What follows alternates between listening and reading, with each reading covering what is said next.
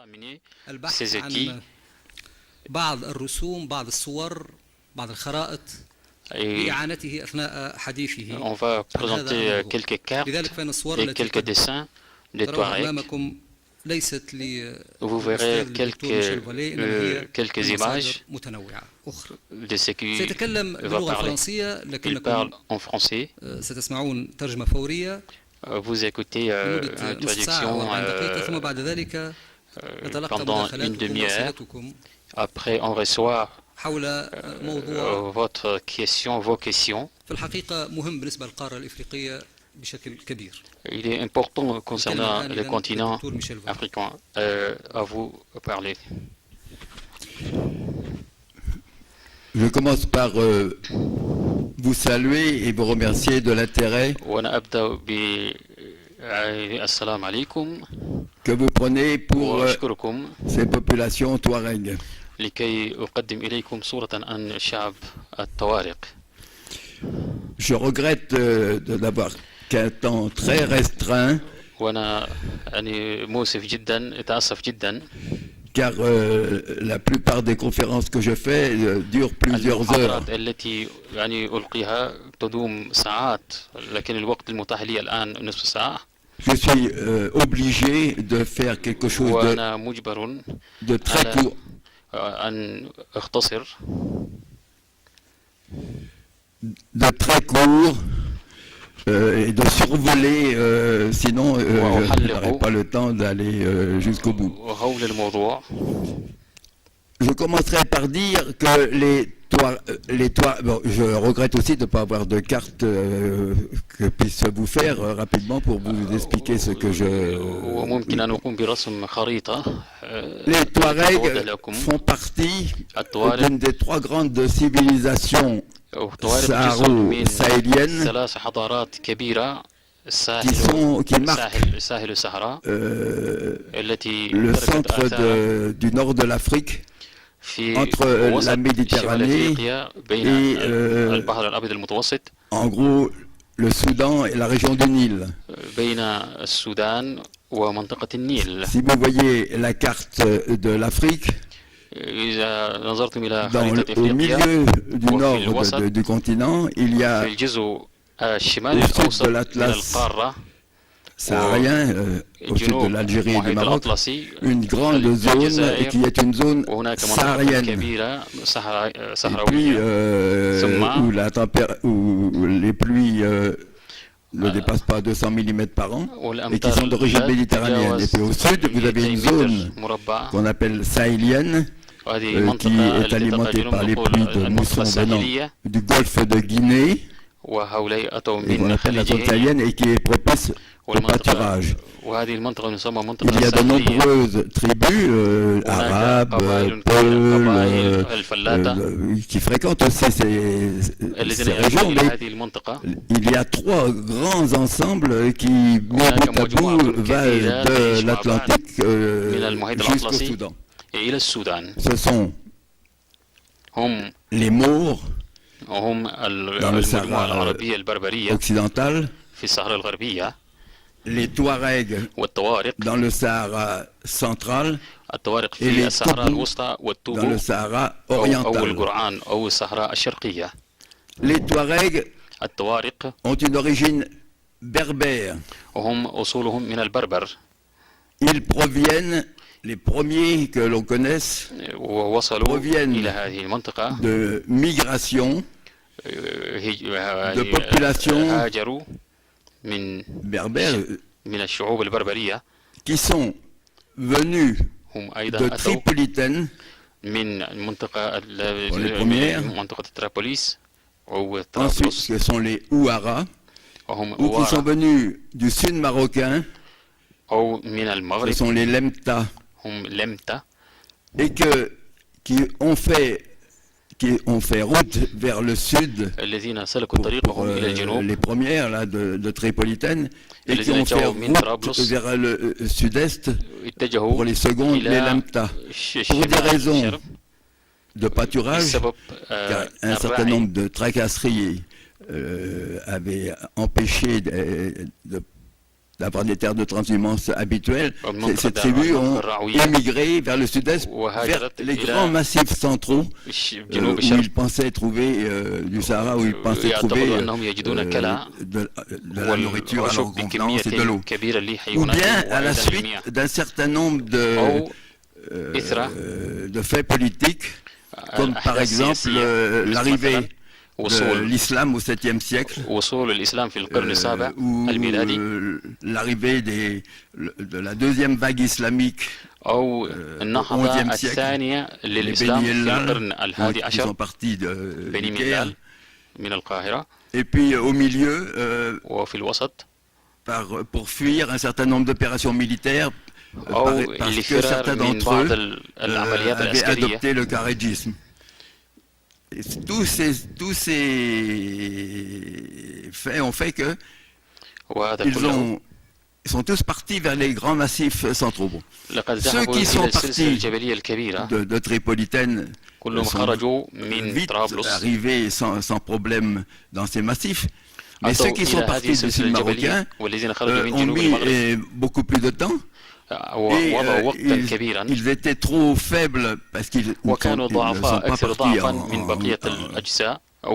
tribus constituées, mais simplement de famille en famille, et ont dû subir cela. Ils ont été les sujets des grands royaumes soudanais, le Mali, au XIVe siècle, le Songhai, au XVe siècle, les Marocains, le Pachalik de Tombouctou au XVIe siècle, ils ont été les sujets de ces empires, ceux qui étaient trop faibles et qui étaient en route. Bon. Et c'est alors que, profitant pendant que ces empires profitant de l'accroissement de leur population par l'arrivée de nouvelles tribus, profitant de ce que ces empires eux-mêmes se battaient entre eux, le Niger contre le Mali, le Songhai contre le Mali, les Marocains contre les Songhai, et puis ensuite est arrivée une époque où le Pacha de Tombouctou, pour des raisons, le sultan du Maroc ne pouvait plus en nommer un et faire la relève des troupes.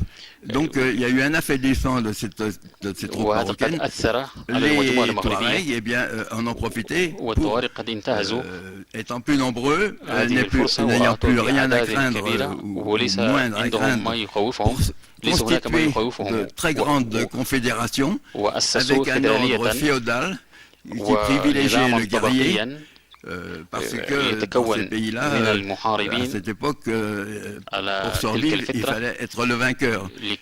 Alors, le principal membre de ces groupes était le guerrier. Il avait à sa disposition des vassaux libres et qui avaient pour mission de leur fournir les chevaux. Il avait des chameaux, il avait des forgerons qui étaient chargés de lui faire les selles et les armes, il avait des marabouts pour constituer des amulettes, et il avait des esclaves pour servir dans les tentes ou servir de bergers. Il avait des artisans pour lui forger les armes, si bien que toute cette classe était à la disposition de guerriers. Et comme le guerrier était valeureux dans les combats, comme il faisait des prises, eh bien il est devenu la classe noble. Voilà, bon. Et à partir de ces grands massifs, à partir du XVIIe siècle, les Touaregs ont conquis, sous les ordres de grands chefs, parce que ce n'était pas le cas ni des Maures ni des Toubous, qui sont devenus très renommés, ont conquis toute la boucle du Niger, le sud le Sahara central et toute la partie du Niger actuel, juste à la veille de l'arrivée des Européens. Donc les Touaregs étaient les maîtres de toute une région extrêmement importante. Et puis est arrivé le 19e siècle. Alors au 19e siècle, tous ces pays ont vu l'arrivée des Européens. Ça a commencé par les explorateurs allemands, Paris, les Anglais, Ordener, le marchand Orling, Français, René Caillé, Duveyrier, enfin, etc. Bon, ensuite, le pays connu le débarquement, nous sommes avant la colonisation, connu le débarquement de troupes françaises en Algérie en 1830. Ces troupes françaises ont occupé pendant 20 ans, ont mis 20 ans à occuper à peu près ce qui fait le sud entre la Méditerranée et le nord du Sahara. Ils sont ensuite allés en Tunisie et les officiers français de cette époque avaient pour idée de refaire à leur profit les grandes caravanes qui autrefois menaient du Soudan vers la Méditerranée, un certain nombre de marchandises, d'autruches, un certain nombre de choses. Et évidemment, un peu des esclaves, mais cette fois-ci, c'était pas des esclaves. Et puis, donc, les Français, à partir de l'Algérie, ont fait des opérations pour amener la bonne considération des Touaregs. Ils ont même amené des Touaregs à Alger et à Paris, qu'ils ont présentés à Napoléon III, et ont signé avec eux un traité de commerce, le traité de Radames. Mais pour des raisons politiques, pour ne pas déplaire à l'Angleterre, le traité de Radames de 1862 n'a pas été signé, n'a pas été mis en pratique. Et puis les Touaregs se sont révélés réticents à refaire, à escorter des grandes caravanes qui n'avaient plus grande importance pour eux. Alors les Français ont imaginé, puisque c'était l'époque de la descente des chemins de fer en Europe, eh bien, de faire une voie ferrée qui traverserait le Sahara pour se passer le concours des caravanes. Et ils ont envoyé en 1880-81 le colonel Flatters en reconnaître le tracé. Malheureusement, le colonel Flatters a été assassiné. Voilà.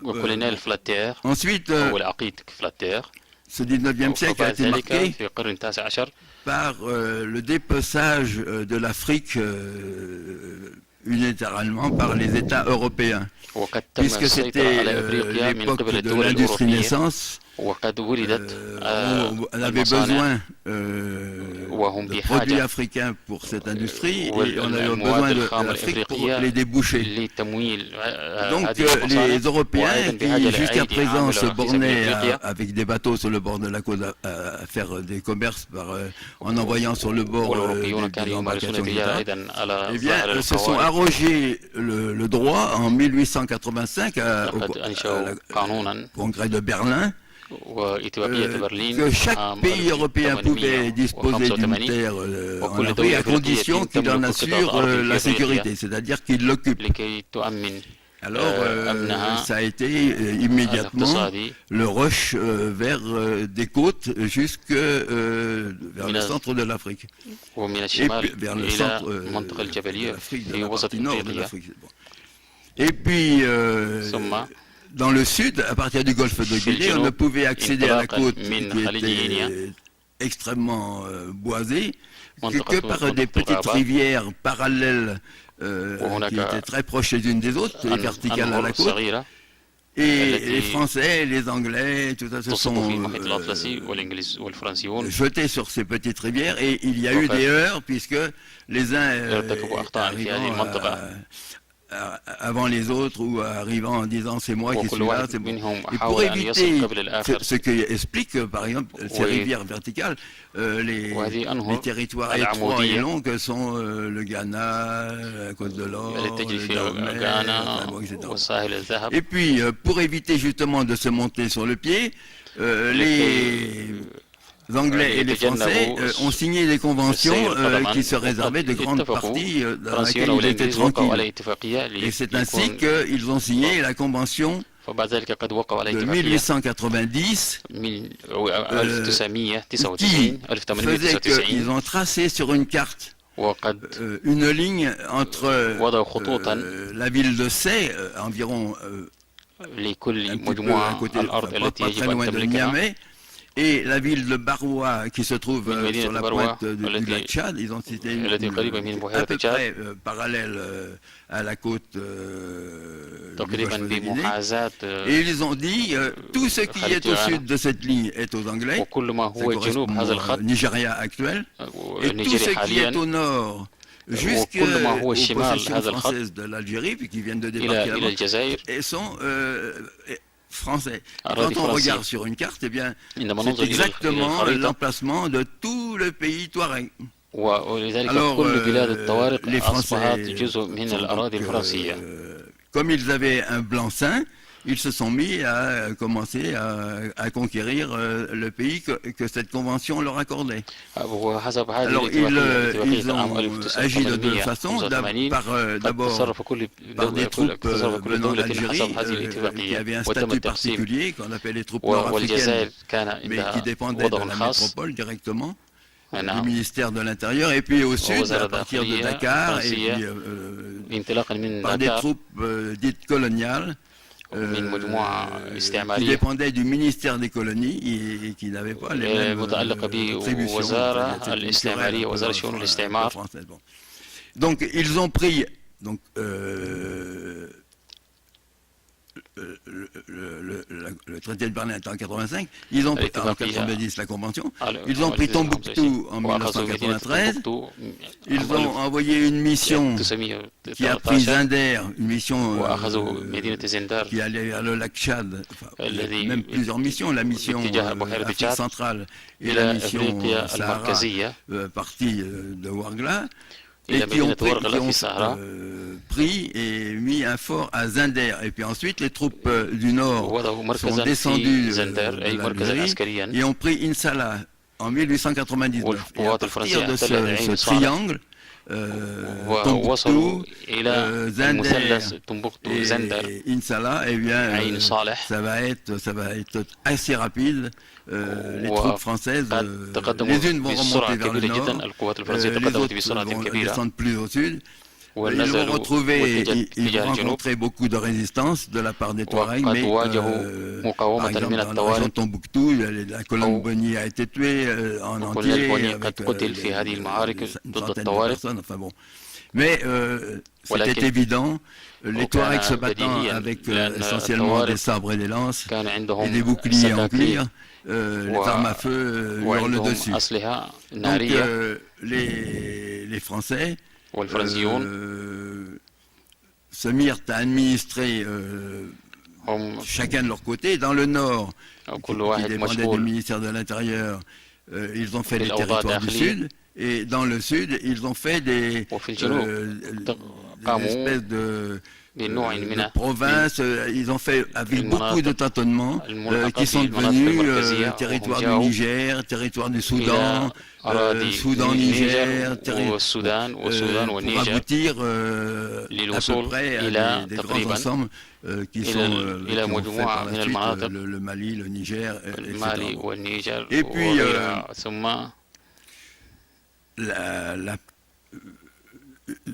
deux choses sont venues enrayer un petit peu la paix et l'administration qui avait commencé. D'abord la guerre de 1914-1918, parce que beaucoup de cadres militaires et même certaines troupes ont rejoint le front européen. Donc les postes ont été allégés, où certains officiers ont été remplacés par des gens un petit peu invalides, etc. Et les Touaregs en ont profité pour, dans la boucle de Niger, la région de Tombouctou, a essayé de reprendre leur liberté. Et puis dans l'Est, eh bien,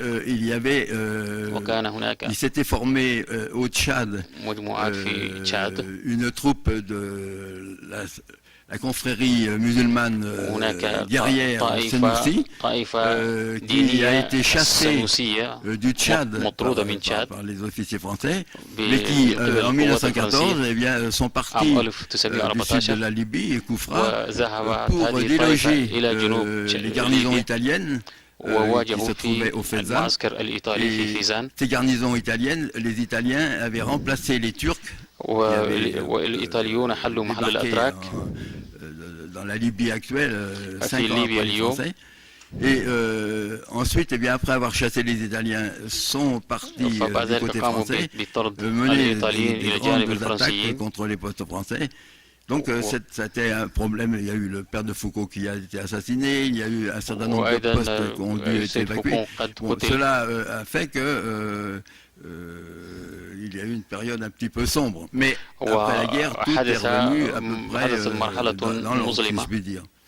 Ensuite, eh bien, la deuxième période qui a un peu troublé cette administration, c'est la période de la Deuxième Guerre mondiale. Parce que après la guerre, il n'y a pas eu de révolte, puisque beaucoup de troupes locales faisaient partie des troupes qui sont parties combattre en Europe. Mais il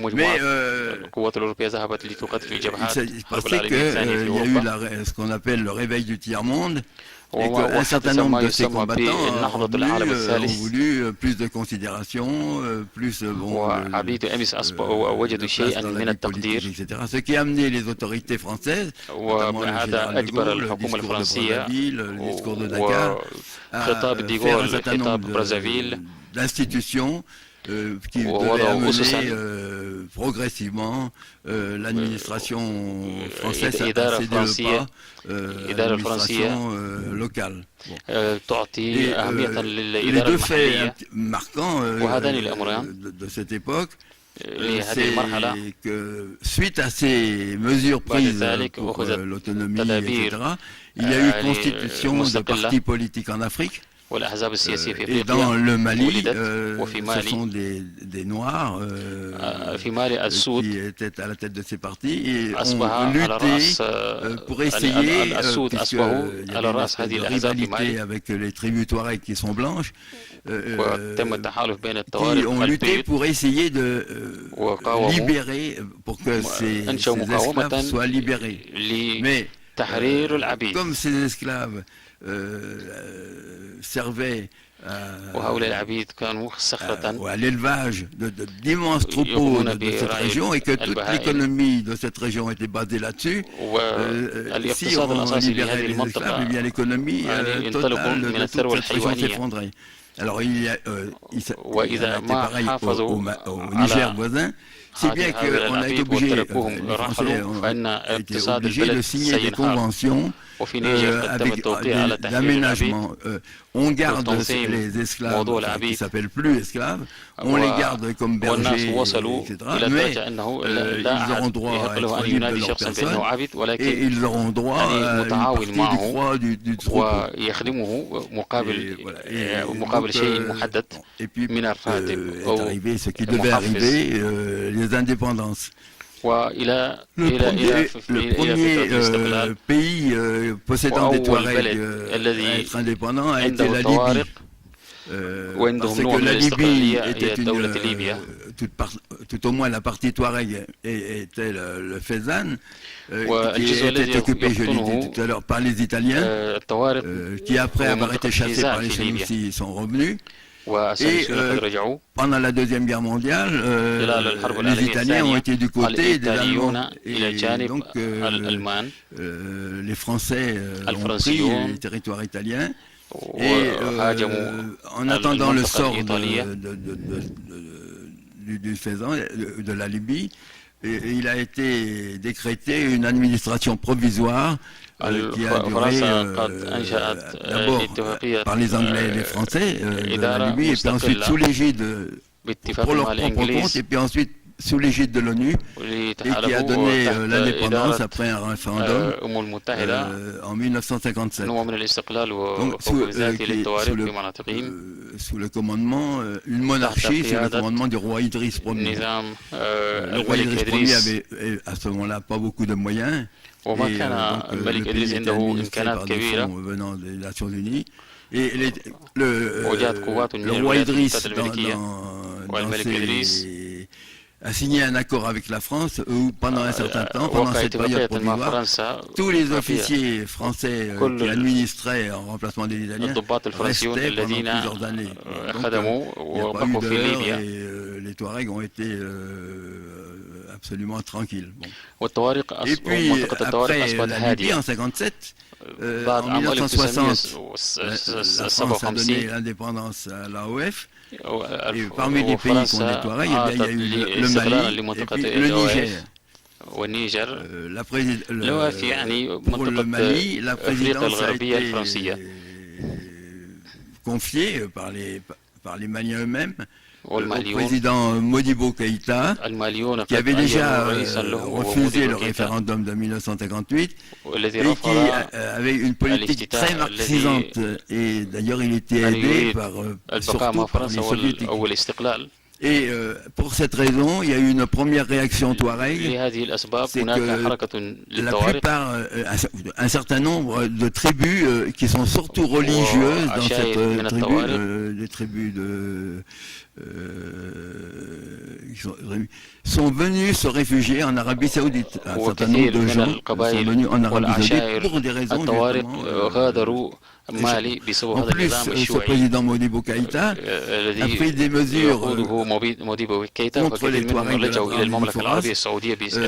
en doublant l'impôt et en leur disant que l'impôt fait par les Français sur le bétail, les recensements n'étaient pas bons, il fallait doubler un petit peu, ce qui en fait doublait leurs impôts. En plus, il pensait, il a déclaré dans des discours que beaucoup de production de mil que faisait le Mali allait dans le nord et que c'était privé le sud d'un certain nombre de ce produit et qu'il fallait que les Touaregs cessent dans ces régions l'élevage pour également se mettre à cultiver et à produire. Ces mesures ont entraîné la révolte des Touaregs de l'Adrar et du Foras. La révolte a commencé en 1961. Mais les Touaregs ont commencé à avoir vraiment des armes venues de l'étranger en 1963 et puis ça a duré jusqu'en 1900. Le plus dur a été en 1964 où les Touaregs ont pris en embuscade beaucoup de troupes maliennes. Ensuite, le Mali a pris des mesures draconiennes en amenant un officier spécialisé qui avait été formé en Chine, qui a semé la terreur en emprisonnant les puits, en faisant écraser la tête des vieillards Touaregs par des chars, et en faisant fusiller les familles par les enfants. Et toute la famille devait applaudir. C'était une catastrophe. Donc, ces Touaregs de l'Adrar et du Foras, ceux qui ont survécu, sont allés se réfugier en Algérie, mais là, les autorités algériennes ont capturé les chefs et les ont rendus au Mali, parce que le Mali avait rendu service en Algérie pendant la guerre de libération, parce qu'à un certain moment, les Français avaient fait des barrages électrifiés aux frontières de la Tunisie et du Maroc, donc les armes ne pouvaient plus passer, et le président Modibo Keïta avait accepté qu'un certain nombre d'officiers maliens, d'officiers algériens et de troupes viennent à partir du sud de l'Algérie pour voilà. Et pour le remercier, eh bien, ils ont arrêté les Touaregs. Bon. Et puis, du côté du Niger, à ce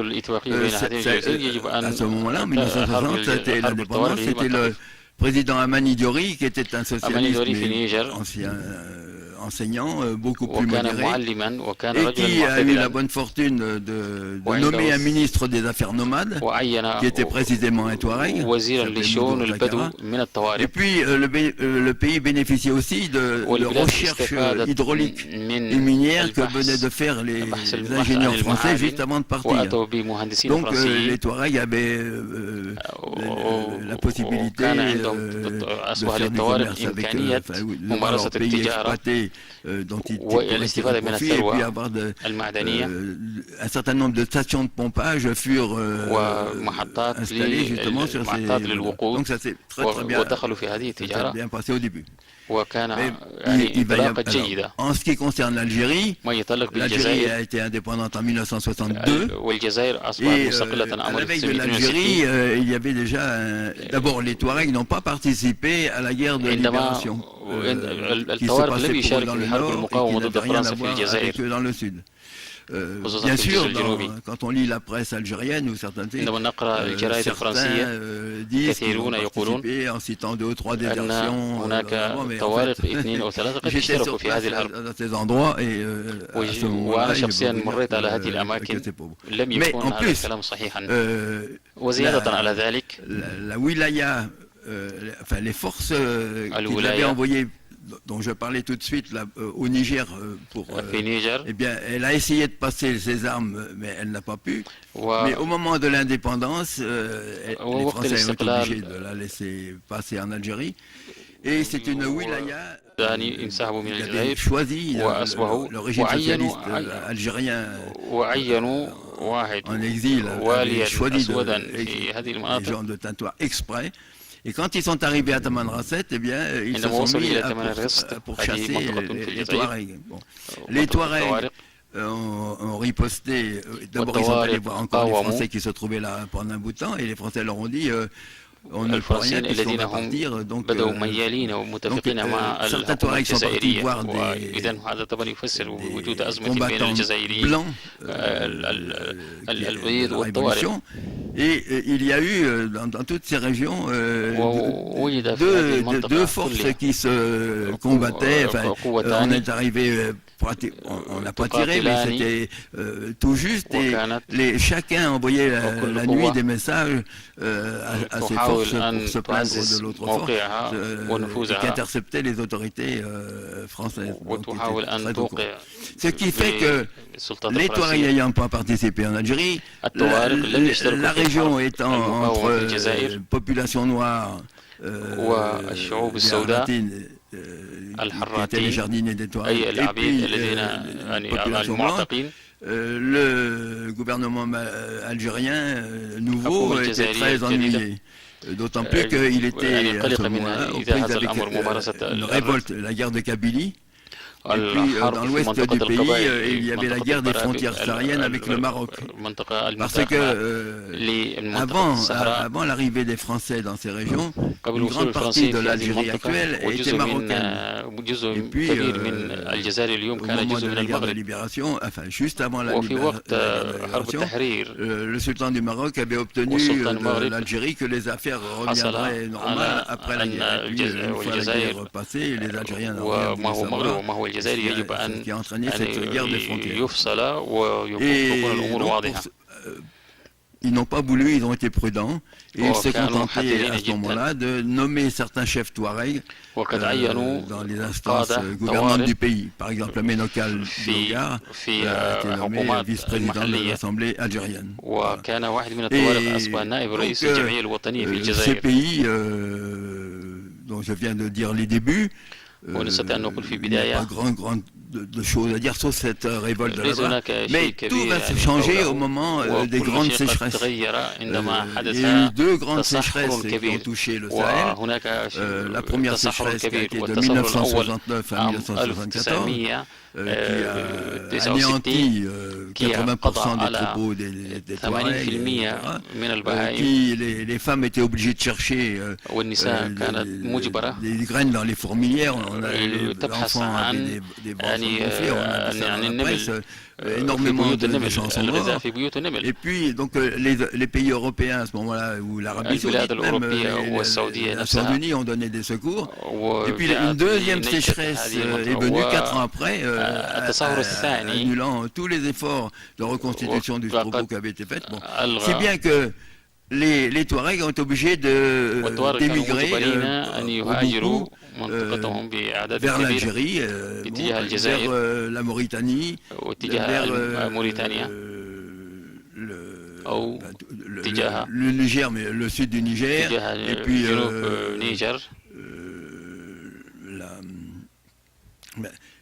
et la Libye. Mais la Libye avait changé de régime. Le roi Idriss avait été renversé par le colonel Kadhafi, et le colonel Kadhafi avait des ambitions sur le nord du Tchad, et il avait créé pour cela une légion islamique. Et il a utilisé les Touaregs, une partie des Touaregs venus du Mali et du Niger, pour les instruire militairement dans des camps de la région de Tripoli, d'envoyer certains d'entre eux en Palestine et en Irak combattre, et dans le nord du Tchad. Ce qui fait que beaucoup de Touaregs du Niger et du Mali ont été instruits militairement avec des armes modernes par le colonel Kadhafi. Et quand ils sont revenus dans leur pays en 1989, eh bien, ils sont revenus avec des intentions de ne plus être marginalisés et de demander de contribuer comme les autres à la vie du pays avec les mêmes grades, parce que les Touaregs n'avaient pas de poste dans l'armée d'officier, et ça a entraîné les grandes révoltes Touareg des années 90. Dans le Mali, ça groupait les Touaregs et aussi les Arabes, dans la région de Tombouctou. On a appelé ça la rébellion de l'Azawad. Et puis au Niger, ça a entraîné la révolte de l'Azawak, qui est une région à l'ouest de l'Agadez, et de l'Aïr, qui est une région montagneuse, etc. Avec des fronts de libération dont certains sont célèbres, comme Mano Dayak, parce qu'il a participé au Paris-Dakar.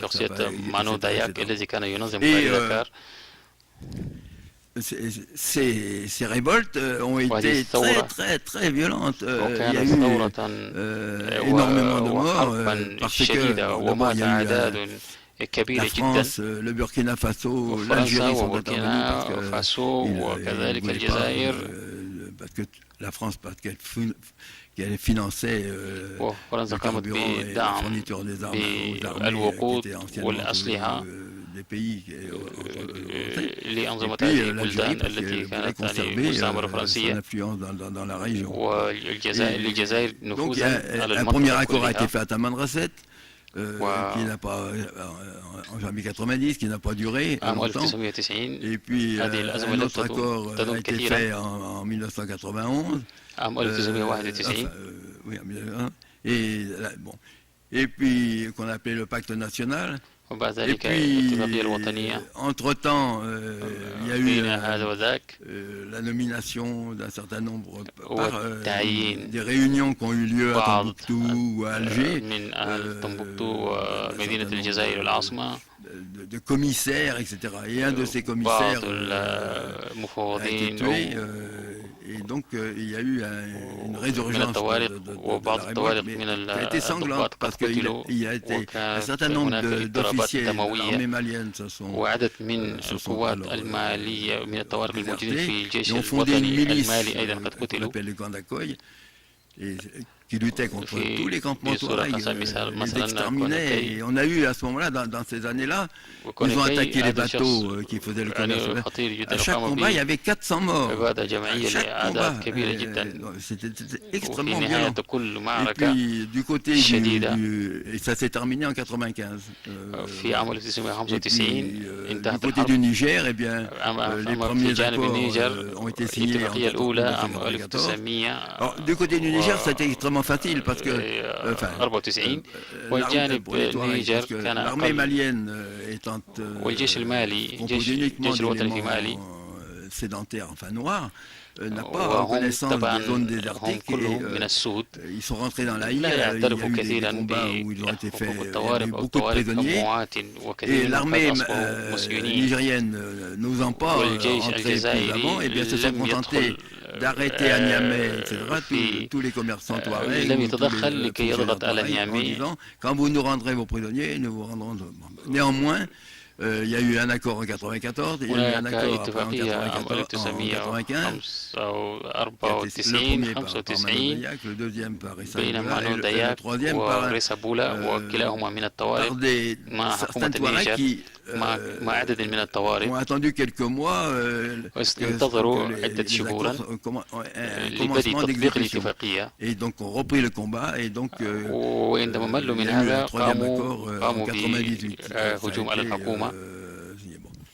Et puis, dans ces pays, ça a été l'insécurité permanente de plus. Et puis dans les années 2000, là, ces combats ont repris et continuent toujours actuellement. Dans le Mali, c'est un déserteur, le capitaine Bahanga, qui dirige, justement pour honorer la réalisation de ce qui avait été dans les accords. Et au Niger, c'est Alambo, des fronts de libération qui commandent, également parce que les accords n'ont pas été, mais en plus parce que le président Tanja actuel a signé avec la compagnie uranifère française Areva, et avec un certain nombre de compagnies minières canadiennes chinoises, des accords qui font qu'ils étendent les recherches d'uranium une superficie qui couvre tous les pâturages touaregs. Donc si ces accords sont mis en les Touaregs risquent d'abord, pour le moment, il y a une mesure contraint de dégager de la montagne et de faire que les Touaregs ne pourront plus avoir de pâturage, donc vont quitter leur vie traditionnelle. وقد غادر كثير من الطوارق حياتهم التقليدية بصورة نهائية.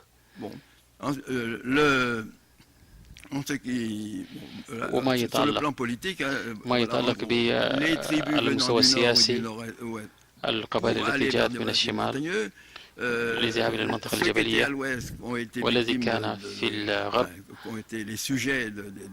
أصبح مواطنا أصبح مواطنا للإمبراطوريات السودانية أو المغربية. وبعد ذلك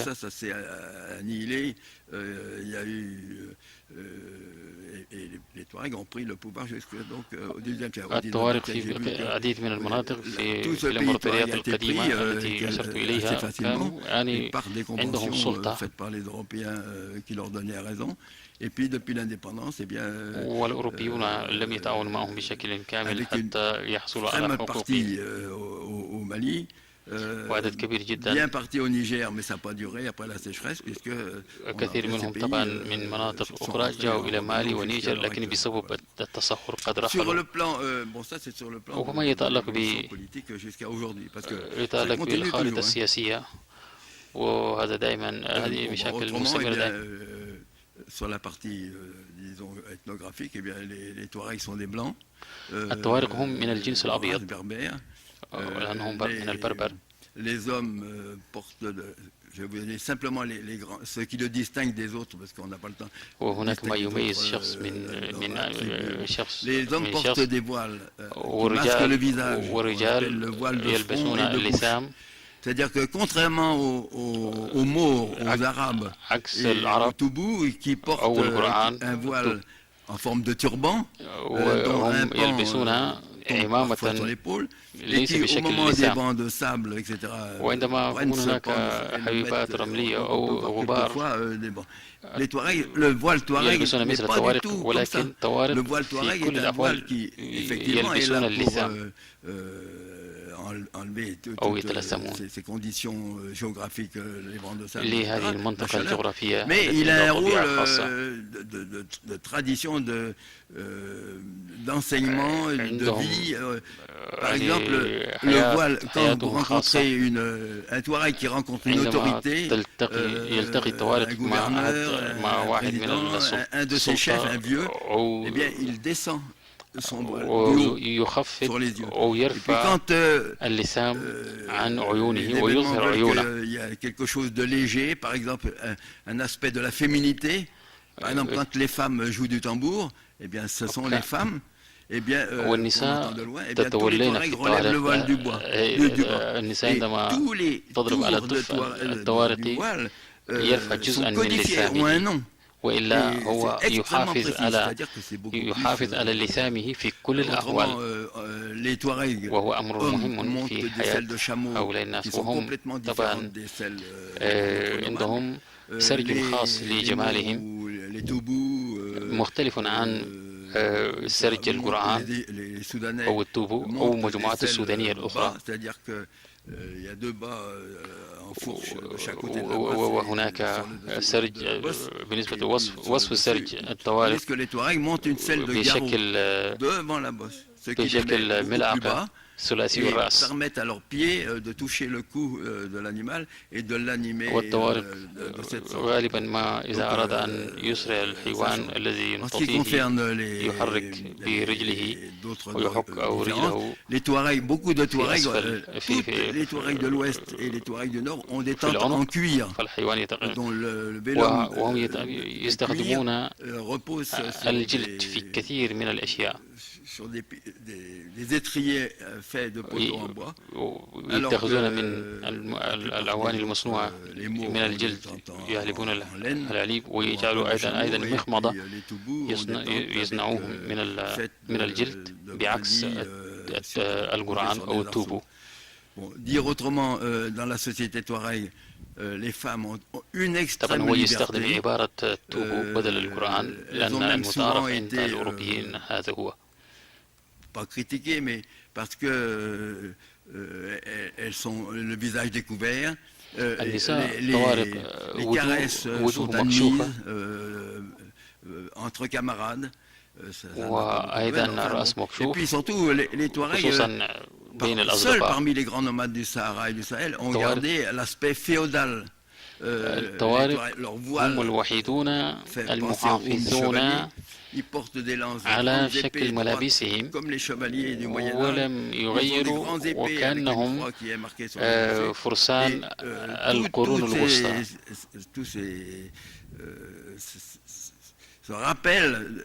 وهذا يذكرك ils ont des cours d'amour avec les femmes jouent des violons en récitant des poèmes et les hommes pleurent en écoutant تعزف على العود والرجال يستمعون بعكس المجموعات الأخرى موجودة في الصحراء. C'est une société complètement différente des autres. والرجل Et c'est pourquoi يخفي وجهه بعكس المرأة. Elle a toujours été la plus médiatisée. والطوارق هم من أكثر القبائل في هذه المنطقة استفادة من الإعلام.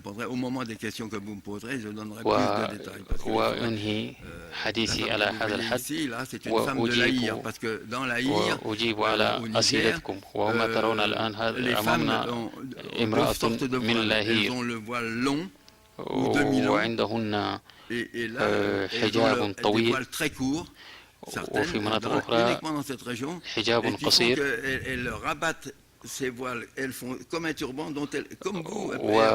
وحجاب المرأة يشبه عمامة أو لساما للرجال كما ترون. وهذه النساء هن من منطقة الأير وعندهن حلي كثيرة.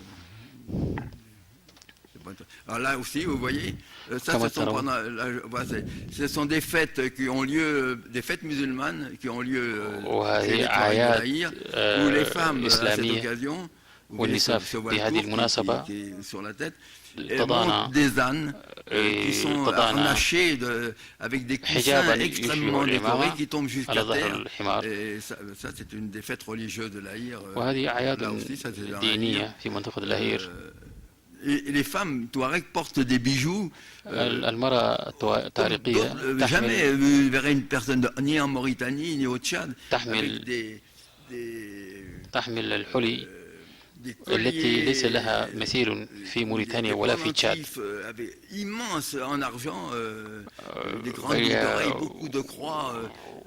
يعني حلي ثقيلة وكبيرة مصنوعة من الفضة، وهذا شكل وحلي من حلي نساء الطوارق من نيجر.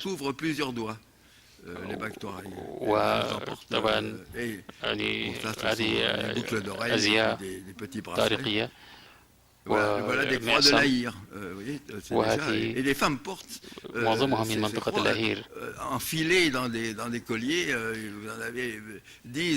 النساء تضعن في العنق أشياء مصنوعة من الفضة بأعداد كبيرة وثقيلة.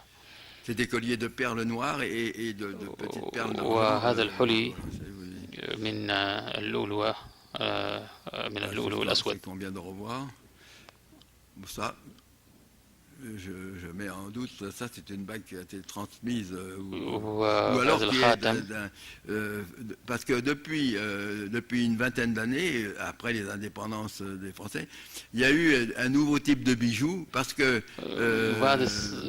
les femmes, à partir du moment où les gens حلي جديدة بالنسبة للطوارئ، notamment par exemple pour aller dans les mines de l'Aïr ou pour aller عندما يذهبون إلى les femmes qui avaient d'énormes bijoux qui étaient isolées gardaient ce bijou, mais à partir du moment où les routes ont été tracées, elles sont allées faire des marchés, etc., où elles ont trouvé des commerçants qui leur ont vendu des petits bracelets de rien du tout, avec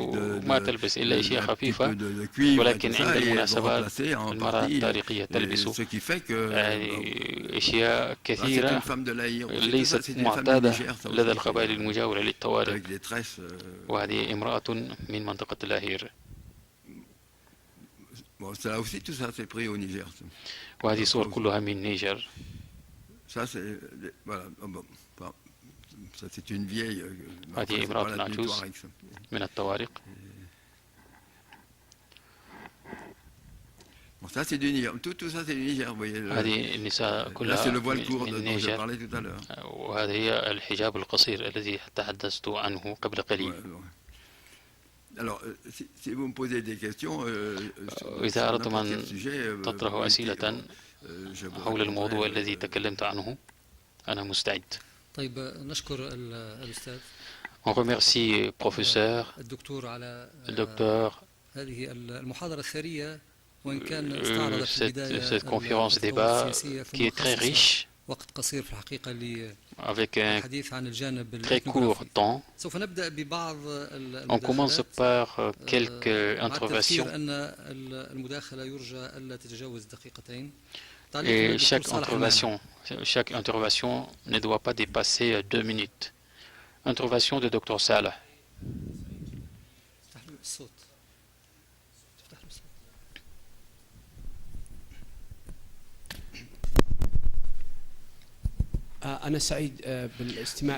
Je suis très content d'écouter la conférence de M.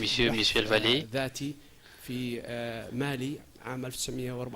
Je suis de Mali, 1900, à l'aide de... En réalité, la guerre civile au Mali est très importante. Cette guerre, il y a plusieurs facteurs, parmi lesquels les choses que vous avez dit, sur CRS, l'immigration des jeunes vers la Libye et l'Algérie. Le plus important pour moi, comment cette guerre civile, ça fait partie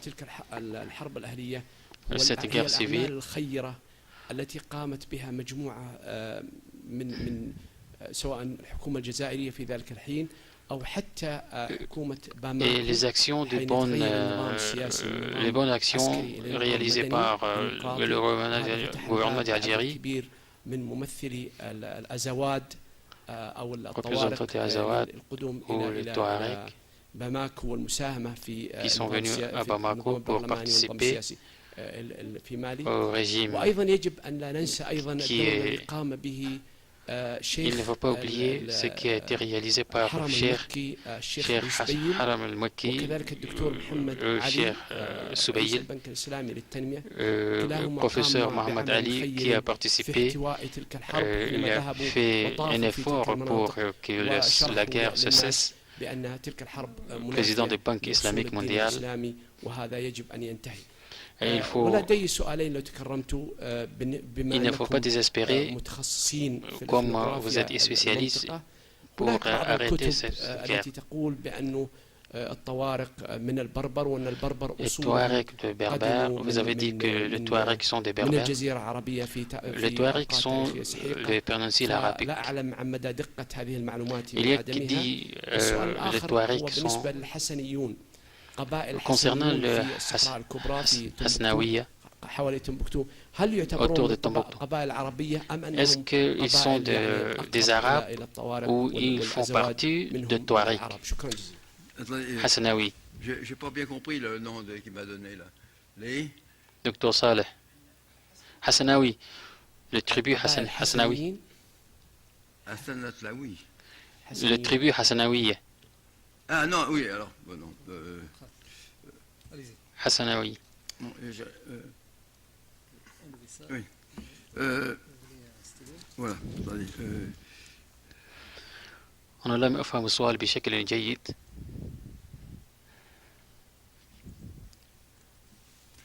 Oui, vous avez parlé de l'origine d'Arabie Saoudite d'un certain nombre de Touaregs. Effectivement, ça a été pour beaucoup, par exemple, le colonel Gheddafi a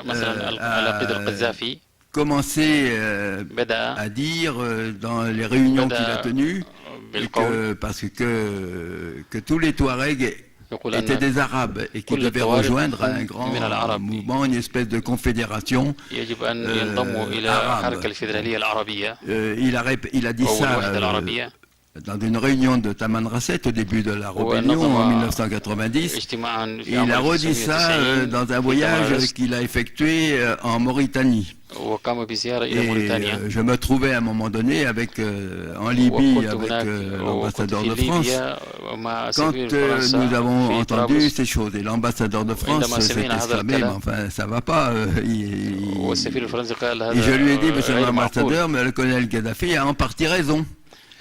Parce qu'une partie des Berbères sont des sangs de l'Ouest, à partir de la Kabylie jusque dans le sud marocain, sont des sangs Adja. Et les sangs Adja proviennent, parce que les Berbères eux-mêmes proviennent du mélange d'un certain nombre de populations d'origine européenne, indienne. Beaucoup de conquérants sont venus par la Crète, d'Asie mineure. Les peuples de la mer, les Phéniciens, sont venus par la Syrie, etc.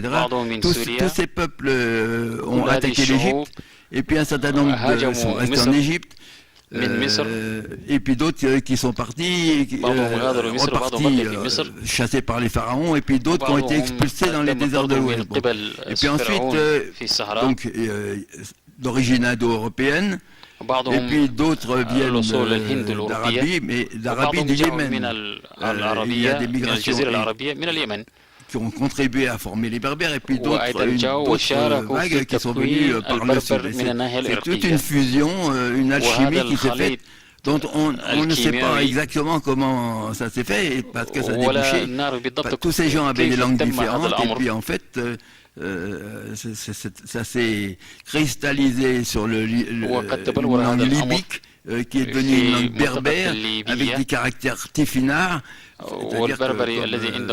On parlait tout à l'heure de choses qui n'étaient pas pareilles chez les Touaregs des tribus voisines. Eh bien, l'écriture en est une, le tifinagh. C'est une écriture de signes géométriques وعندهم كتابة، هذه الكتابة يسمى التثنة، وهم يكتبون من فوق إلى تحت، أحيانا من اليمين إلى اليسار، وأحيانا يكتبون بشكل دائري.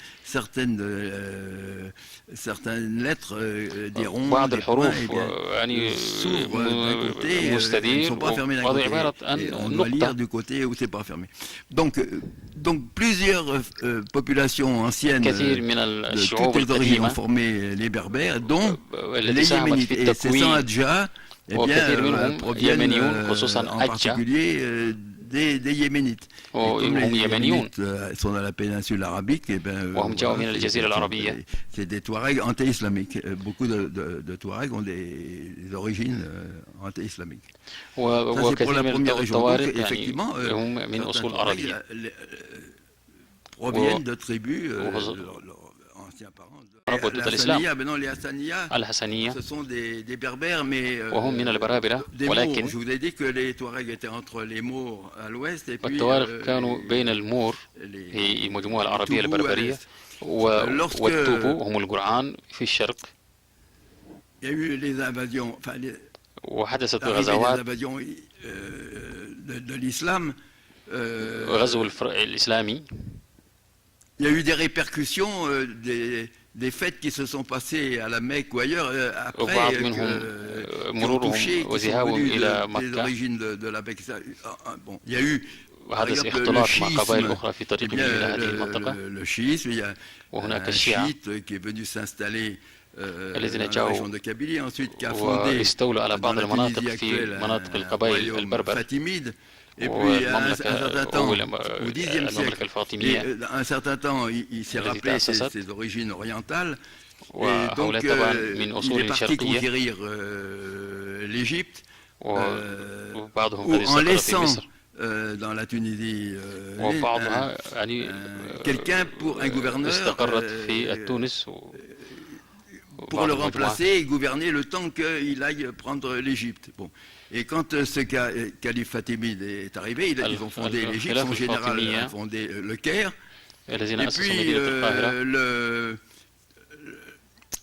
la personne, le gouverneur qu'il avait laissé en Tunisie, eh bien, a fondé, il s'appelait Ziri, il a fondé la dynastie ziride, et puis donc ne s'est plus mis sous la coupe du calife fatimide, et en plus il a reconnu non plus le calife fatimide, mais le calife de Bagdad.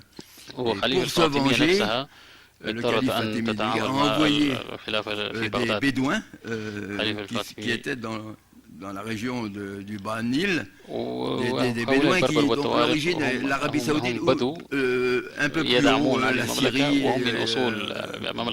Et ces bédouins étaient des bédouins très, très turbulents.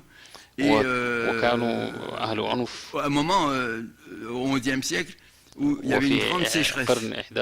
Alors, pour punir le gouverneur qui l'avait trahi, eh bien, le calife fatimide du Caire a envoyé tous ces bédouins venant orientaux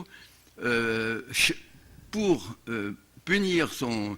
Et en même temps, eh bien, se débarrasser de cette population qui était trop nombreuse, qui était turbulente au moment où il y avait la sécheresse. Et il est donc parti en 1045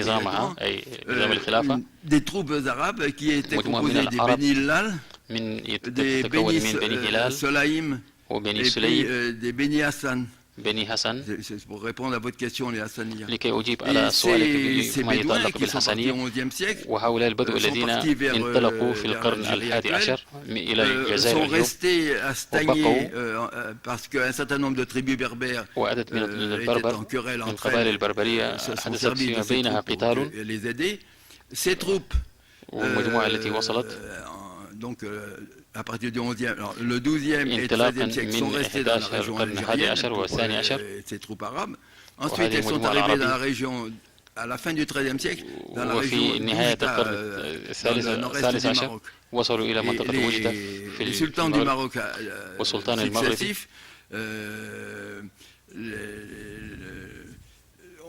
ont redouté que ces bédouins Parce que, attention, contrairement à la première, disons, invasion arabe de Bab el-Nasir, où c'était simplement des cavaliers qui allaient prêcher la foi de l'islam, là c'était des familles entières, et puis qui revenaient à leur base.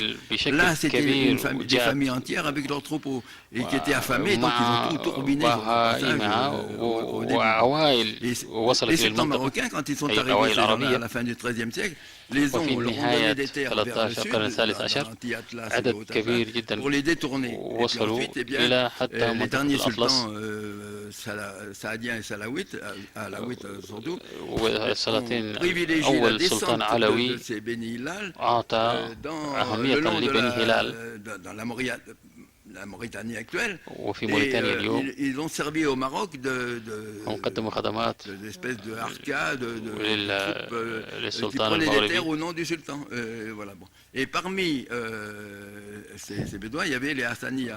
Et ces Hassaniya, à partir de la frontière marocaine, les uns sont descendus vers le Sahara occidental d'aujourd'hui, les Hassaniya. خرجوا من المغرب تجاه المنطقة الصحراوية أي الصحراء الغربية ووصلوا إلى السنغال. Et la langue actuelle de la Mauritanie, c'est le Hassaniya. Justement, cet arabe qui est à la fois un arabe pur, وأحيانا يتكلمون العربية الصحيحة وأحيانا يتكلمون شيئا ليس له علاقة باللغة العربية ولكن له علاقة باللغات الزنجية المحلية. لغة وأجبت على هذين السؤالين. سوف نأخذ بعض المداخلات الأخرى. Je prends quelques interventions, d'autres interventions aussi. Et je demande d'être bref. Mais c'est de faire des réponses brèves. Oui, d'accord. الدكتور عبد العزيز.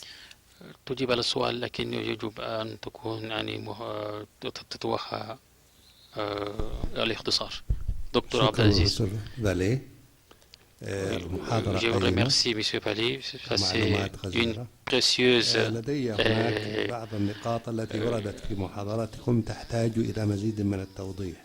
Il y a des choses, il y a des points qu'il a besoin d'éclaircir.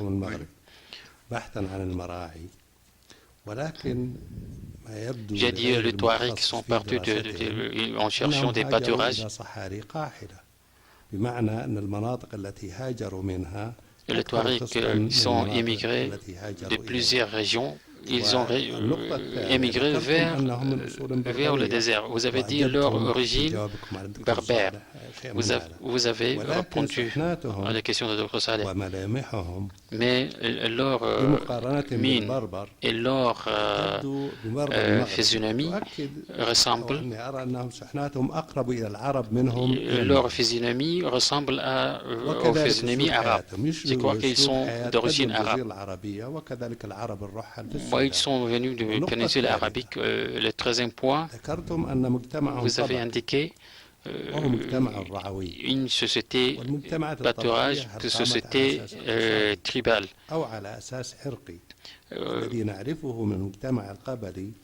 Ce qu'on connaît d'une société tribale, il y a des guerriers qui font partie de la société tribale.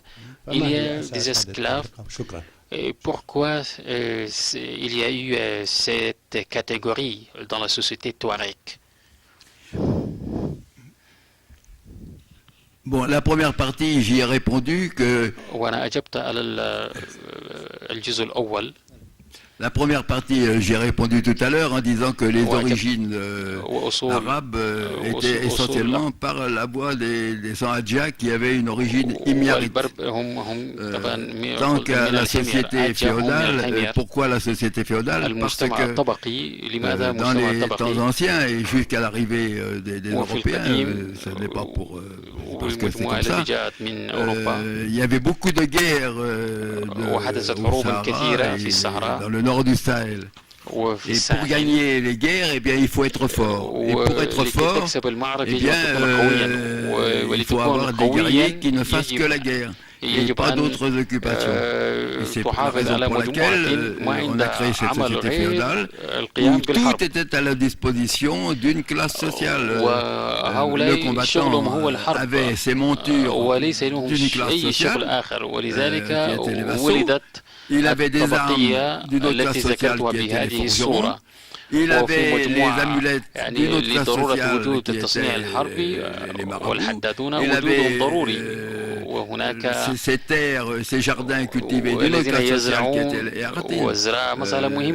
Et cette société féodale, disons, elle existe également en Mauritanie, faite par les Arabes eux-mêmes. Je vous ai dit que ces Béni-Hilal étaient descendus à partir du XIIIe siècle jusque dans le fond de la Mauritanie actuelle. Et dans une série de quand ils sont rentrés en Mauritanie actuelle, ils ont combattu des tribus berbères. Et à un certain moment, il y a eu une dizaine d'années de très violents combats où les Arabes venus d'Égypte ont combattu les Berbères et les ont vaincus. Et cette période s'appelle le Charbouba. Et les Arabes ont institué alors une société féodale eux-mêmes où le guerrier, les artisans, les esclaves, et c'était eux les guerriers. Et ils ont pris beaucoup font beaucoup de réflexions parce que on dit que ces Arabes sur le plan de l'instruction ils étaient de bons guerriers mais ils n'étaient pas très instruits et que les Berbères qu'ils ont pris sur leur coupe parce qu'ils ont obligé à ce moment-là les Berbères à ne plus parler le berbère et à ne parler que l'arabe et à ne plus porter d'armes et à être leur religieux, leur chaplain. وأصبحوا على الديانة الإسلامية الديانة الإسلامية وبعضهم من الأدرار مثلا في منطقة الأدرار ça existe encore en Mauritanie وإلى الآن ce sont les Arabes qui l'ont créé la société féodale وهناك أيضا نوع من uniquement pour avoir des gens disponibles التي تم إنشاؤها من قبل العرب مستمرة إلى اليوم. Pardon, la société, l'architecture de la société de la société Touareg, ce sont, comme pour certaines tribus arabes, et vous avez d'abord les familles font une fraction. Plusieurs fractions font une tribu. Qui est commandé, pour vous, souvent ce sont des chirs, chez les Touaregs, ce sont des amrars. Bon. Ensuite, les tribus ne peuvent se faire qu'entre gens de même classe. Vous avez des tribus nobles, guerrières, vous avez des tribus maraboutiques, vous avez des tribus vassales, mais plusieurs de ces tribus vassales nobles, côte à côte, sont chapeautés par une tribu qui est dirigée par un aménocal, le chef de guerre qui dispose d'un tambour pour rappeler à la guerre. Et voilà, donc l'aménocal, les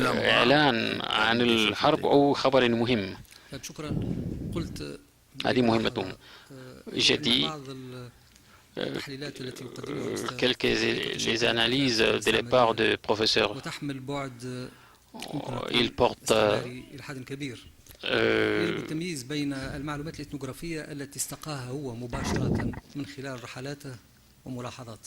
L'enseignement qu'il a reçu à travers ses recherches et les relations entre les Arabes et les autochtones, les Arabes qui parlent ou berbères qui parlent arabe, il y a une certitude concernant ces études, et ça c'est un domaine très, très large et très vague quelquefois. On prend une autre intervention de la part du professeur Khalid Touil qui a visité plusieurs pays africains, surtout le Tchad.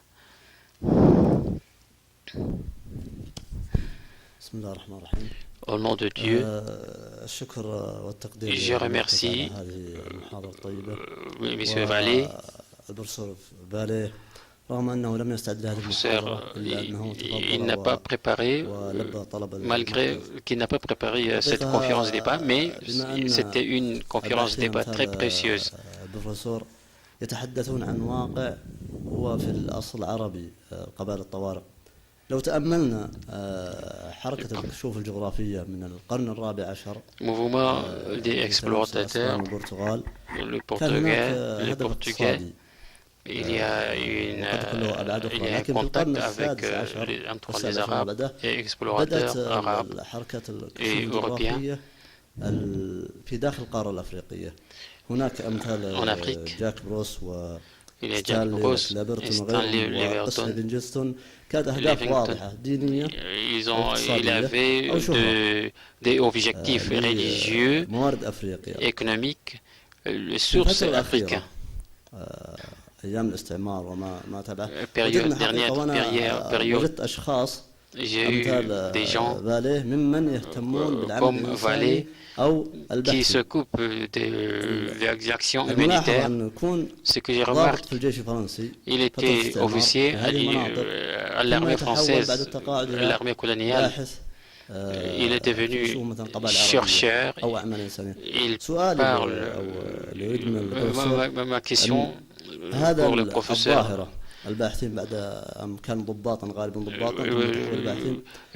L'officier qui sont devenus chercheurs, pourquoi ils sont devenus chercheurs? Ils étaient officiers militaires, mais comment ils sont devenus chercheurs? Pourquoi ils sont devenus chercheurs? Alors, je vais répondre à cette question très facilement parce que à l'époque où j'ai fait mes études, dans les années 40, 50, le Sahara n'avait pas de pétrole, n'avait pas grand intérêt, et il était habité, enfin sur le plan, il était territoire français, et il n'y avait que des missionnaires et des officiers qui pouvaient y vivre.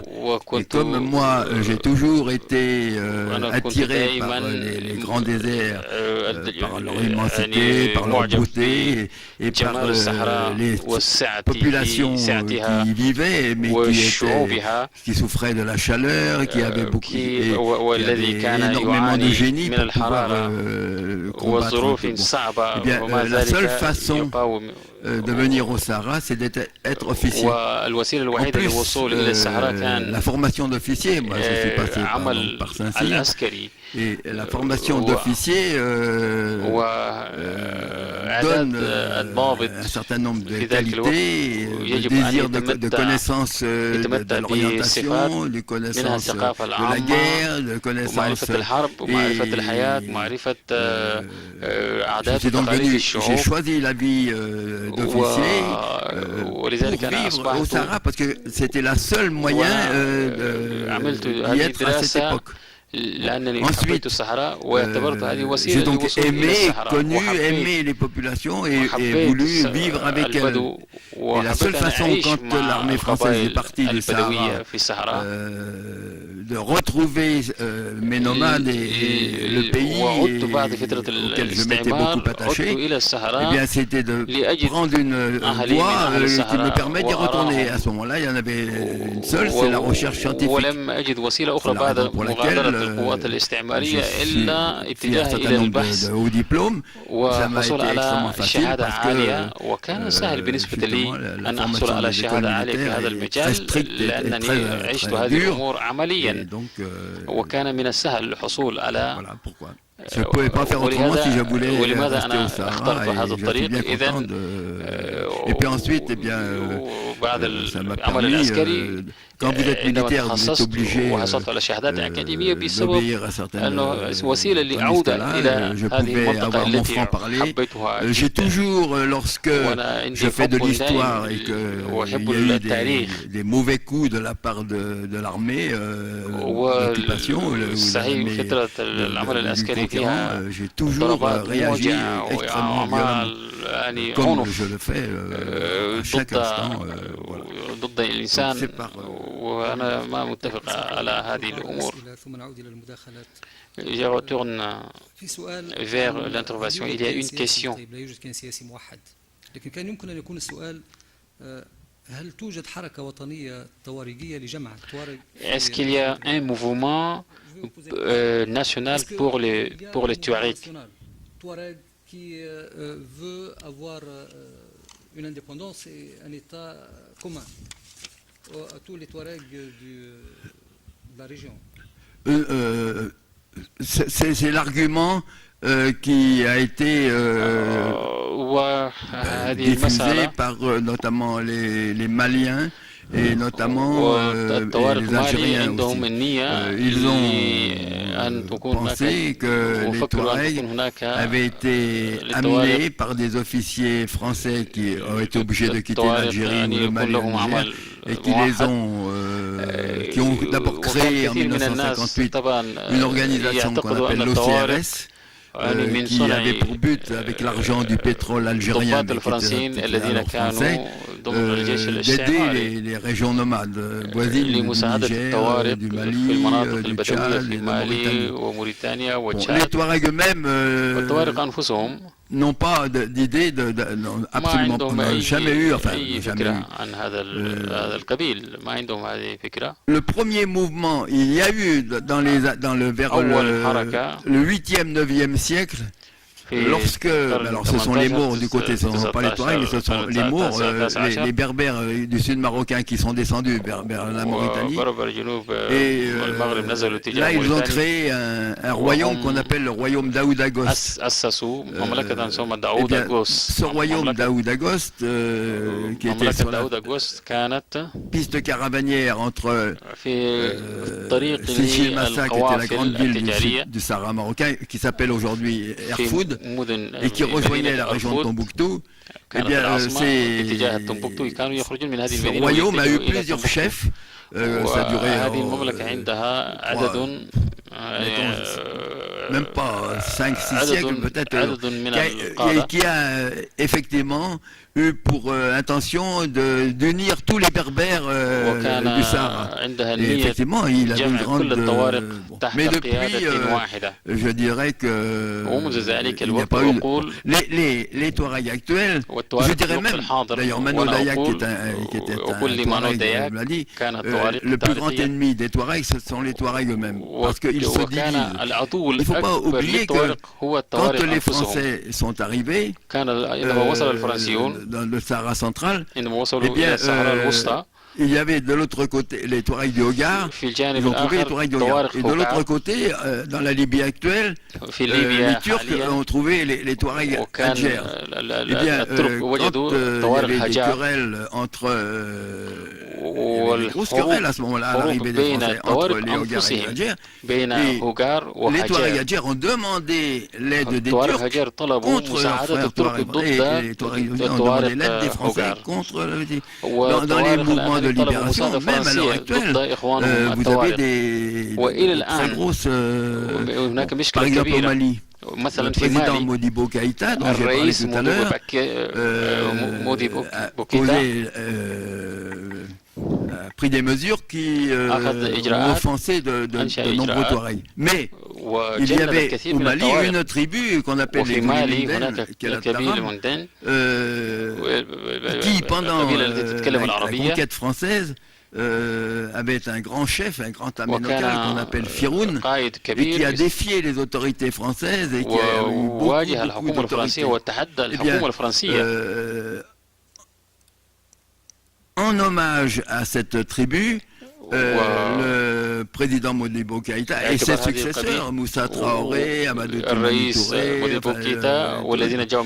ont contribué à aider particulièrement cette tribu qui avait été hostile pour montrer qu'ils n'ont pas tout été... Donc, au moment des grandes rébellions des années 90, l'Aménocal, le chef de cette tribu de la région de Ménaka, au nord de Gao, a écrit à tous les Français. Moi, j'ai reçu la lettre et tout, en disant attention, ce sont des bandes de pirates, ce sont des vauriens, ce sont les dépassés rebelles, etc. يوجه كلامه إلى الطوارق على أساس أنهم قطاع الطرق وهؤلاء الناس يعني يمارسون العنف ويتمردون على الحكومة. Beaucoup de gens, وكثير من الطوارق d'ailleurs de journalistes français se trompent en disant les Touaregs étaient un grand ensemble. Quand les troupes françaises sont arrivées, ils ont découpé l'Afrique avec des traits, des parallèles, des méridiens, etc. Et ils ont coupé les Touaregs en tranches. Ce n'est pas vrai. Les grandes confédérations Touareg, vous avez la confédération des Touaregs Adjer actuellement en Libye, toujours été, la grande confédération des Touaregs du Hogar a toujours été à l'endroit où elle est. Le Mali a groupé deux grandes confédérations, l'État des Méquettes et les Oulé-Minden, qui n'ont jamais été en dehors du Mali.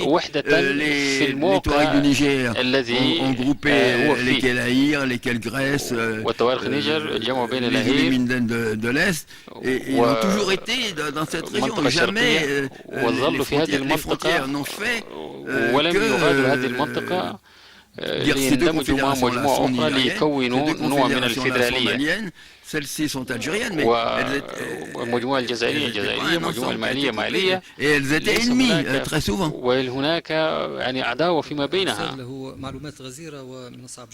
Il y a beaucoup de... Vraiment, il y a une intervention. Soyez bref concernant votre intervention. Je remercie le Centre de Roi Faisal. Je remercie l'organisateur, surtout le professeur Ibrahim Hadlak et le prince Turki Faisal. Et je remercie le professeur Michel Sett. Vous avez parlé de l'origine des Touaregs qui sont de Himyar, du Yémen. Les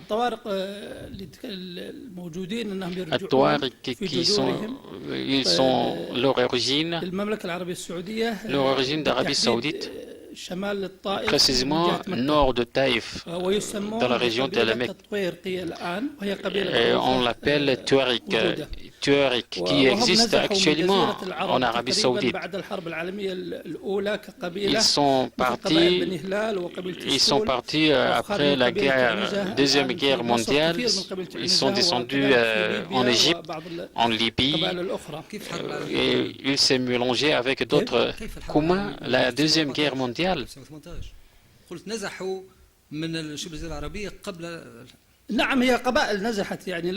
Oui, il y a des tribus qui sont parties là-bas. On est au XXe siècle.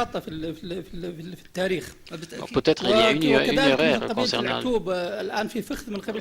Et il y a une tribu qui s'appelle Atoub, Shabana, sont partis d'Égypte. Abd al-Halim Hafiz. Abd al-Halim Hafiz est une partie des Shabanat. Ça, c'est grand chanteur égyptien. Abd al-Halim Hafiz Shabana. Ça, c'est pour vous enseigner. Aussi, je crois que le mot Touareg n'a aucune relation avec une race. Le mot Touareg n'a aucune relation avec une race. Alors ça vient de leur qualification parce qu'ils envahissent, ils coupent des routes, des grandes routes, des coupeurs de routes.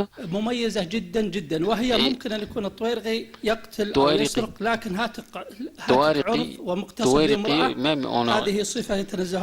Et Touareg, ils ne font pas de viol des femmes, mais concernant leurs habits,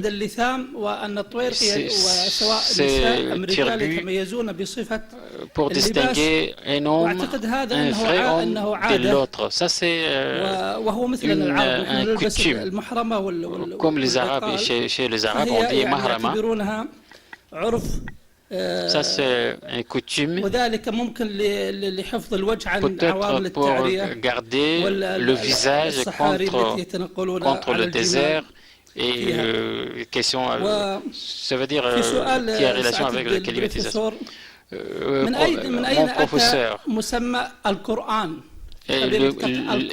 le mot Coran لا علاقة ماذا يعني هذا الاسم القرآن أو القرآن أو القرآن تكلمت عن قبيلة القرآن. السؤال الثاني لماذا الطوارق يختلفون عن غيرهم في اللباس؟ Pourquoi les Touaregs se distinguent d'autres tribus de désert concernant leurs habits? Est-ce qu'il a ça c'est en relation avec leur race, avec la race arabe? ورأيت صورة لعجائز أو نساء كبيرات السن يؤدين الصلاة. Des images de vieilles femmes qui font la prière. يعني فيهم نسبة Est-ce qu'il y a نسبة الإسلام يعني بالنسبة للطوارق. Quel est le pourcentage de Touareg, islam des Touareg? Leur pourcentage, est-ce que vous pourrez nous donner? Bon, alors. Oui. Bon, la première réponse, vous avez parlé des mots Touareg. Effectivement, les grandes dans toutes les civilisations dont je vous ai dit, les mots, les Touareg et les Toubous. Les mots, c'est un mot qui a été donné par les Phéniciens. Donc, les Touaregs, c'est discuté énormément parce que effectivement c'est un mot donné par les Arabes. Mais alors il y a plusieurs des propositions qui ont été faites. Les uns disent que ça veut dire abandonner. La racine taraga veut dire abandonner, laisser. Les gens ont pensé, ça c'est des explications qu'ont données aux explorateurs des conchets Touareg et ça date des explorateurs du 19e siècle. Ça veut dire abandonner de Dieu. Et ils pensent que les Touaregs ont eu cette appellation parce qu'ils font partie des Berbères. Mais quand les islamisants, surtout de Dogba Ben Nafi, sont venus, c'est au sabre qu'ils ont, et c'est un petit peu comme en France, on appelle les dragonnades pendant les dragonnades. On occupe un certain nombre de villages ou de douars pour convertir les gens, puis après on s'en va. Mais quand l'islamisateur, si on n'est pas de fond d'accord, et bien quand le cavalier s'en va, on reprend son ancienne idolâtrerie. Et donc, il paraît que donc un certain nombre de Berbères ont renié 7 fois la foi musulmane qu'ils avaient adoptée, souvent de force, disons, et c'est pour ça qu'ils ont abandonné, ils sont les abandonnés. Bon, ça c'est une que donne, par exemple, l'explorateur du Verrier, mais d'autres disent que Targa, c'était le nom du Fezzan. Avant l'arrivée des Arabes. Donc à l'époque byzantine, c'était le mot Targa voulait dire faisan en langue locale.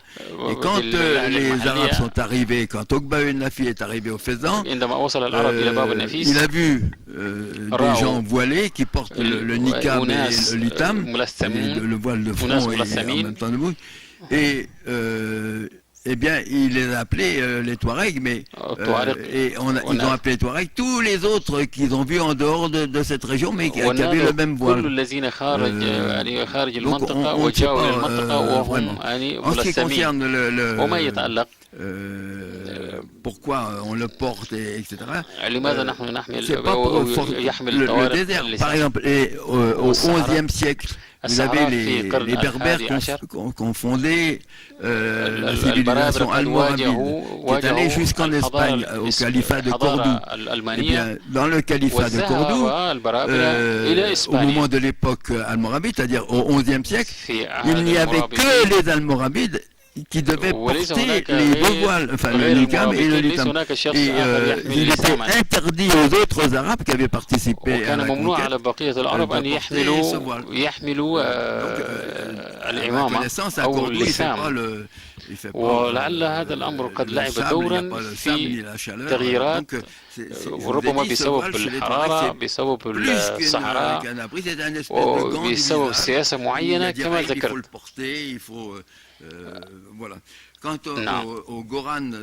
Concernant le Coran, les origines Goran, d'ailleurs, أصل القرآن يقول الدكتور حجار يقول les Goran sont une tribu Toubou. القرآن هم قبيلة التوبو، sont originaires وهم من أصل tribu du Yémen, من أصل يمني de la région de Marib, من منطقة مارب. ces grands royaumes de la reine de Saba وهم جزء من مملكة سبأ، passaient les grandes caravanes qui venaient وعبر d'Orient. القوافل. À partir du moment où les Romains, les Byzantins ont وقت trouvé الرومان والبيزنطيين l'usage d'un vent qui permettait de circuler en Méditerranée pour les bateaux, les bateaux sont venus aller chercher les épices et les choses, et on mettait sur un bateau beaucoup plus que sur une caravane de chameaux. Si bien que ces royaumes ont commencé à être désertés, abandonnés, et le royaume de Marib, la capitale, avec la reine de Saba, vivait surtout par un très très grand barrage qui devait beaucoup de canaux d'irrigation. Et à partir du moment où les caravanes n'ont plus passé comme ça, il a été délaissé, mal entretenu, et il s'est effondré. Et à ce moment-là, une partie des tribus, en particulier la tribu Goran, a émigré dans tous les sens. Les uns sont partis vers la Syrie, les autres ont franchi le détroit de Bab el-Mandeb, sont descendus par l'Éthiopie, وبعضهم ذهبوا إلى الصحراء، وبعضهم صعدوا اتجاه إلى السودان، ما استطاع أن يجتاز إلى الصحراء، وبقي في منطقة كفرة. والقرآن ليسوا من الطوارق ولكنهم من التوبو.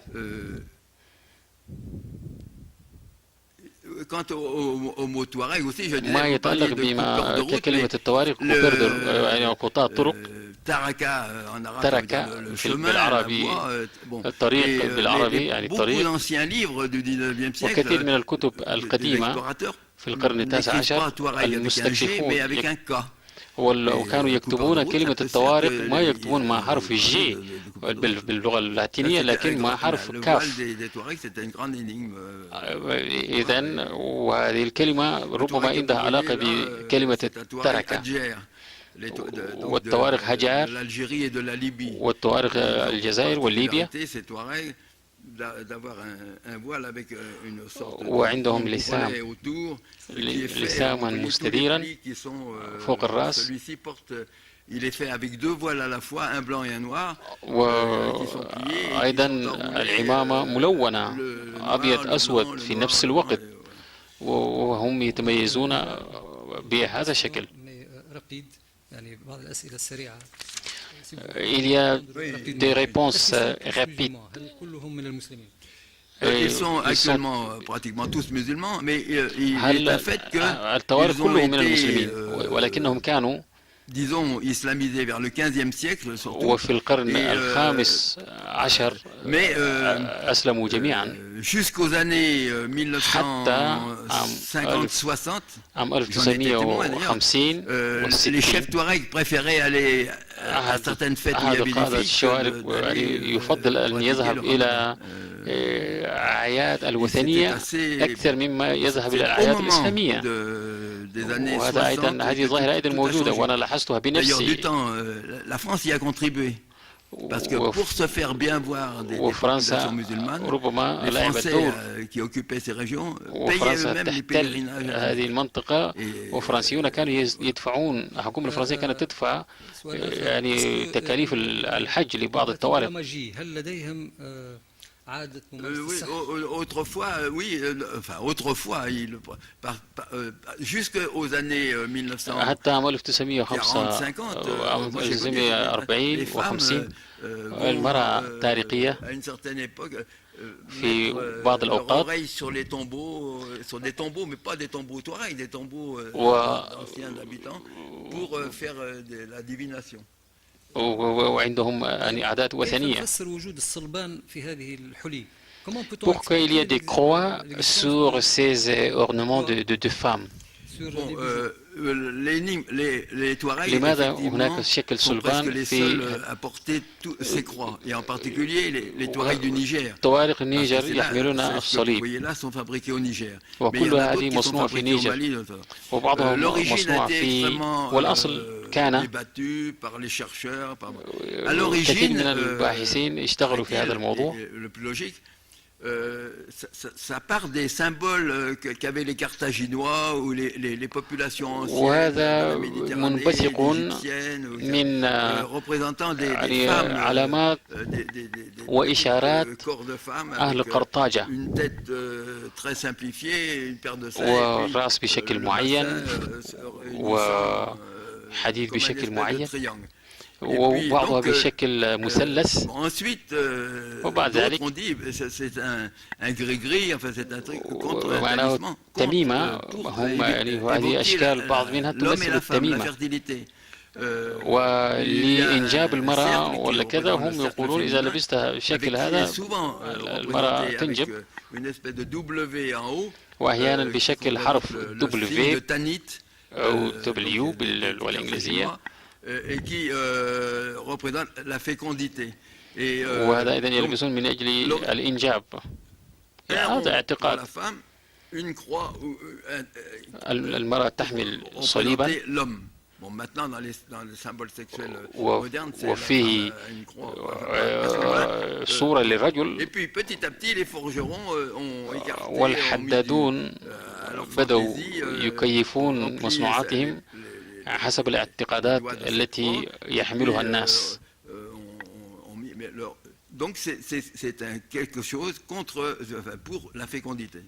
وهذه الأشياء كلها لها علاقة بالإنجاب وقضية الإنجاب. أي تمام. Ainsi, on termine. On remercie le professeur Michel Vallée à cette conférence précieuse. À la prochaine. Je regrette simplement, j'aurais voulu, ça a été fait extrêmement vite, et j'aurais voulu, et la prochaine fois s'il y en a une, tout sera, vous verrez tous les dessins, tous les détails en quelques minutes d'une façon extrêmement précise. Parce que j'ai passé 50 ans de mon existence à étudier ces gens. Je peux vous dire que je serai extrêmement précis. Mais là, en quelques minutes, c'est pas possible. Non.